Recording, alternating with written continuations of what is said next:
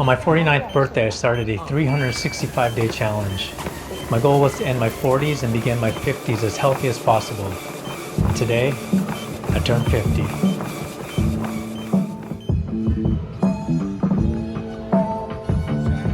This channel is about exploring culture through creativity. One aspect of culture that has intrigued me for decades is how countries view health, exercise, and diet. This interest in health and longevity ultimately led me to my one-year challenge. And I'm going to share with you my biomarkers, what I ate, how I exercised, the things I tried to focus on, and of course the all-important before and after pictures. Now let's start from 1 year ago. I took my blood panel that month, and I'll share with you in just a bit. And as a reference, this is me at age 27, 30, 32, and 38. I've exercised and tried to eat healthy ever since I was a teenager. And back when I was in university, the prevailing information was low fat, high carb.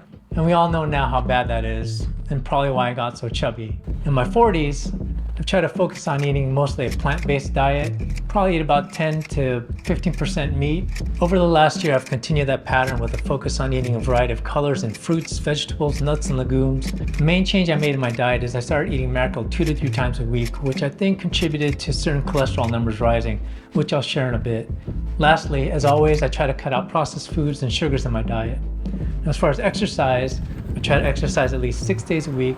And no matter where I am in the world, I try to do some form of exercise at least 30 minutes a day. The main change I made to my exercise over the last year is I started incorporating more resistance training because lean muscle mass is supposed to increase longevity. Other aspects I continue to focus on is I try to get 6 to 8 hours of good sleep every night, try to minimize my stress, I take cold showers or ice baths daily, and I try to do some type of studying for brain health. And now the numbers. As you can see, there's not much difference except for the slight rise in my LDL and HDL cholesterols, which again, I think comes from the increase in my meat consumption through fatty fish. I also check my high sensitivity CRP, which checks for inflammation and ultimately is an indicator for heart disease. I also did a VO2 max test a few weeks ago because it's supposed to be a really good indicator for longevity. And unlike a blood test, which you can kind of manipulate based on what you eat leading up to the test, there's no way to fake a VO2 max test. It takes years and years to build up your VO2 max, and it basically tests your oxygen consumption when you exercise. So my VO2 max test result was a 50, and based on my gender and age, that puts me at the top 5 percentile, and my blood pressure was 108/66. I'm a firm believer what you do to take care of your insides will ultimately show on your outside. So here are the photos that document my progress from a year ago to the last 12 months.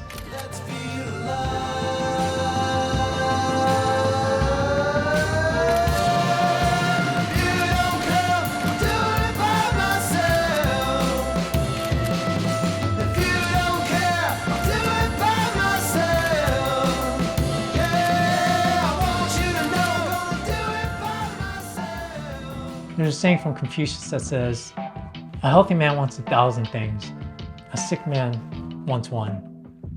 I find that to be so true, and I encourage you to invest in your health, and the returns will be well worth it.